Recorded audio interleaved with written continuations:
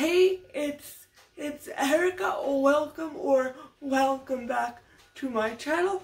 Hopefully the rain is not too loud, but I wanted to film today, and unfortunately it's raining and it's in the summer, so the air conditioning is in the window, and sometimes when the rain hits it, that can be very loud, but hopefully it's not too distracting for you. But today I wanted to talk a little bit about how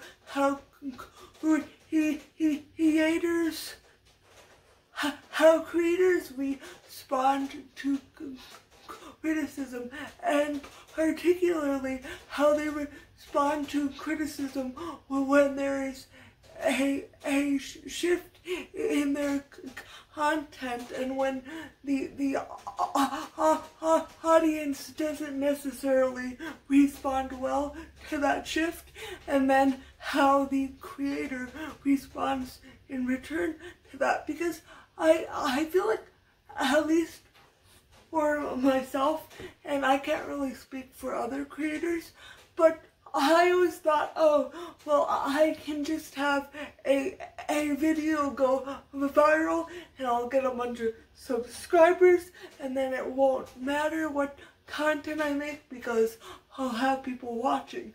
But that's not the case. A lot of, especially bigger YouTubers, when they get to a certain point, they'll be like, okay, now I want to make this type of content, and that could have been their goal all along. But if that wasn't the content they started out making, then their audience may not be receptive to it. And one of the examples I would like to use is Jimmy Snow. My last video was actually about Jimmy Snow. Well, not my last video. The last one I filmed, but not the last one I uploaded. But that doesn't matter. But Jimmy Snow, if you know him, he used to go by Mr. Atheist, and his content was about combating religious fundamentalism and all that. But recently he's shifted to like this, it's kind of like a late night show, and it's called the Sometimes Show, because I guess his original intent was to do it sometimes, but sometimes kind of is now every night, so I guess it's the every night show. But his subscribers, I guess, haven't really responded well. If you look at the number of views on his videos on the Sometimes Show, and then you compare it to his older content, he used to get like 50k views easily on a video, and now sometimes he'll struggle to get like 30k, which to me, that's a lot of views. If I got that many views on any one of my videos, I'd be like, oh my god, this went viral. But I guess to him, since he's so used to getting a certain amount of views on a video, it's a bit disheartening to see that his subscribers aren't responding well to that. But instead of realizing that maybe he should have started a different channel to do that content, or like instead of him realizing, okay, well, I'm doing something new, so some of my subscribers may not like that, but then I can get new subscribers that will like what I'm doing. But instead of doing that, he kind of lashed out on social media and was pretty much saying, if I don't average 50K views per video by such and such a date, then I'm going to stop creating content. And I guess some people thought that meant he was gonna go back to his old content, and then he corrected that. It was like, no, I'm not going back to that. I meant if this doesn't do well, I will stop altogether. And below, I will link a video by someone, I think they go by, hello monster, but if I'm wrong, it'll be linked down below. But they made a video about this, and how it kind of felt like we've just hit 30 or 35 episodes of this new show that he's doing, and it doesn't have the views that he wanted. And if it doesn't hit X amount of views by this date, by the 100th episode or whatever he said, he would consider the rollout a failure.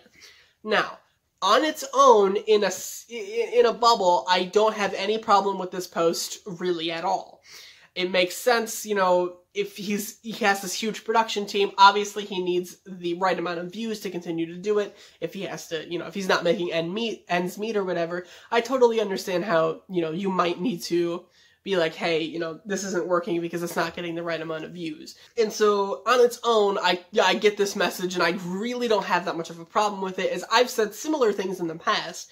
But what makes it a little bit more muddy is what happened a week or two after that post, and where I really started to be like, that's kind of not a great look. And that's because a few days ago, he put on his community tab another tweet that he put into a forum like that, where he said, some of you are confused. It's not do the new content or go back to Mr. Atheist. It's do the new content or quit YouTube. And again, on its own, I really don't have much of a problem with that statement in theory. I understand, you know, if you just don't like the other content and you really like your new content, and, you know, I get it can be demoralizing when you put a lot of work into something and it doesn't really turn out. And if that's the only content that he has any interest in making, again, I understand it to a point where it's like, oh, you know, maybe I just don't want to do YouTube anymore if this new thing that I'm really proud of isn't doing well and I don't have a lot of anything else to do. Again, in a bubble, I don't have a problem with that statement. What I do have a problem with is when you combine the two of them, the previous statement and this one, and what's about to happen in the future. That kind of raised a red flag for me in a way. It's much like a manipulation tactic that a lot of people often use who are manipulators when they say certain things that I really don't want to repeat. Other people on that post had a lot of comments similar to mine where I said, hey, look, I understand, I get it, I'm a content creator too. It sucks when you put a lot of effort into something and it doesn't get the reception that you want. And, you know, I understand you have to make ends meet or whatever, but maybe don't use this manipulation tactic or actually just manipulate people into being like, I deserve these views and you better give them to me. You know, that kind of thing. And I commented that. A lot of other people did it as well. It wasn't just me. It was a lot of people who said very similar things. I even had a little bit of a back and forth with people in the comments. Some were agreeing with me, and saying, you know, this is why, you know, it's starting to rub me a little bit of a wrong way. And then I also had one person in particular was like, I don't agree with that. And we were actually having a constructive back and forth.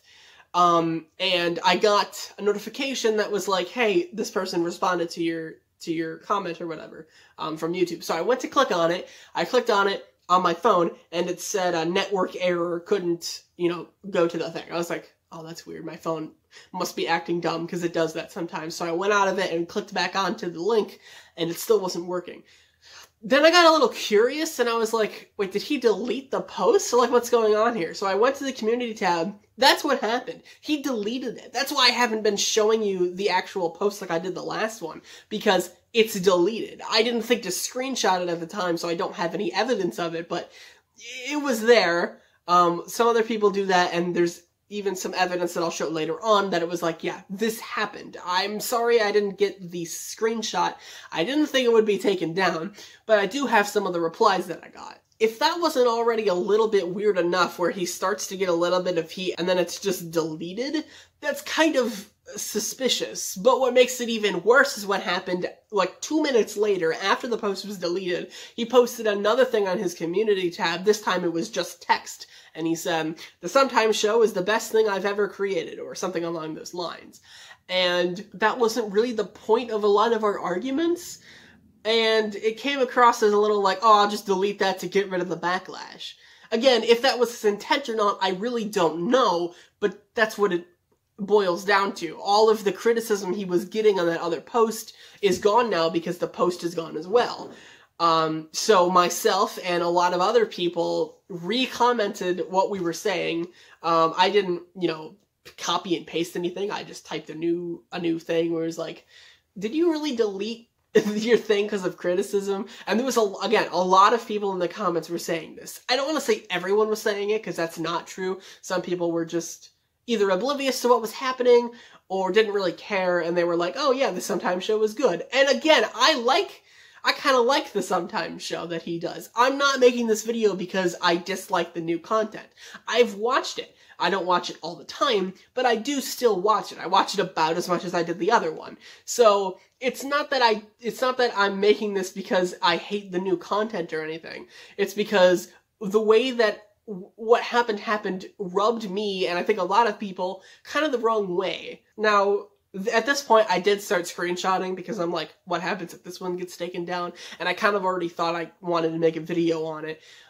So I'll put up as many as I can right now. I'm not going to stop the video and read them to you. You can pause it and read them if you wish. I don't know how many I'll be putting on screen right now. Jimmy was almost manipulating people and holding things over his subscribers' heads. Like, basically, if you don't support me, then you'll get no content from me, and it's all going to be your fault. I'm kind of losing my voice. Sorry about that. I think it's allergies, but hopefully it's not bothering you. But basically, Jimmy isn't like realizing that some people just may not like that content, and that doesn't mean they hate you. It doesn't mean they don't support you, but that's not what they came for. And as content creators, we need to understand that. Not everybody is going to like everything we put out, but that doesn't mean, number one, that what we're putting out is bad, and also number two, that our subscribers are bad people for not watching things, because we can't force people to like something they don't like. And also, I noticed, and I know a lot of people who watched my last video about him also noticed this. All of a sudden the rain's getting loud. I'm so sorry. But that Jimmy also seems to think that the reason people aren't watching his content are because he is friends with Abby Hannah. And yeah, that may be part of the reason, but also part of the reason is because you shifted from one type of content to a totally different type of content, and maybe your subscribers don't want to see that. And that also reminds me of Abby Hannah, actually, because she used to be on Vine, and then when she went to YouTube, she became popular for her story time videos. I actually have some story time videos on my channel, so if you would like to see some of that, I will link it up in the card. But and then she started doing like singing, and she started talking about like extraterrestrials and things like that. But it's like people didn't come to see that. But then Gabby, instead of realizing that maybe her subscribers just aren't receptive to that, she's like, oh, YouTube is shadow banning me. And I don't know, maybe that is the case. But also, maybe the case is your subscribers just don't want to see that. And that's okay. And you can find new subscribers that like your new content. But instead of realizing that they blame their subscribers, and as both a content creator and a content consumer, I guess, I understand that it's hard to put a lot of work into something and put all of yourself into something and for it to not do well. But the thing is I can't sit here and be like, oh, fuck you for not watching my videos. But no, that's not a good way to conduct yourself. And also, it makes people not want to watch your content, even if they are the few subscribers that stay loyal and will want to watch everything you put out. And I just think that content creators need to be aware that nobody owes you a view. Nobody owes you a subscribe. If people don't like what you're putting out, especially if it's something that goes against their values, even if it has nothing to do with that, if people don't like what you're putting out, they don't have to watch it. And there are some YouTubers who I feel like have been able to transition into new content graciously, like Kendall Ray, for instance. Now, I didn't watch her when she was like a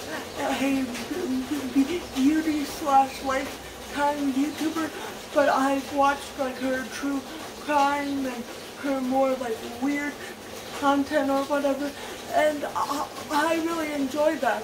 And she seems to have been able to transition from beauty and lifestyle to more of like a true crime and like rip kids and all that stuff fairly well.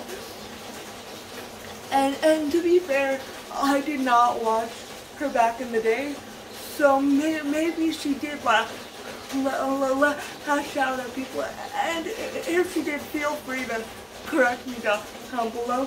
But at least from what I've been able to see, like I've tried to dig up some of her older videos, it doesn't seem like she ever really like snapped at people or really like, if you don't watch my content, I'm gonna just stop making everything. And I think this also ties into like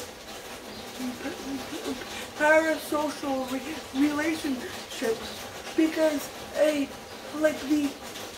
we have the content creator who's like a peer, and then the viewer who is like below them, and I'm not saying that I'm above you, please don't think that, but I mean the power dynamic is that I have a bit more control in this situation than you do. Of course, you can gain control with your view and your subscribe and likes and dislikes, but ultimately I'm controlling the content that I put out. So I think a lot of creators will get a bit egotistical, and they'll be like, well, I'm the one making the content, so if you don't like this, too bad. And like, yeah, you can be like that, but then you also don't get to yell at your subscribers for not liking the way you are conducting yourself. And I think that's part of the reason why Jimmy Snow has been losing a lot of subscribers. Also, just with how he handled the whole Gabby Hanna situation, and apparently, at least Hey Jack has said that he's told people to fuck off when they even give him a little bit of criticism, which is not a good look. Like, I really want to support him, even if I don't like his like late night show, but it's really hard to support somebody that conducts themselves that way, especially when people are just trying to give you constructive criticism and trying to make sure you're being the best person you can be. And I mean, you may have a totally different opinion. If you do, feel free to comment down below. I actually find it very interesting when we have a dialogue. Like on my other Jimmy Snow video, a lot of you pointed out things to me that I didn't myself see, and then I was like, wow, this goes much deeper than I even thought. And so I really enjoy when you all just comment things down below, and I really hope you enjoyed this video. If you did, please give it a thumbs up, and please consider subscribing if you have not already, and I hope to see you again next time. Bye!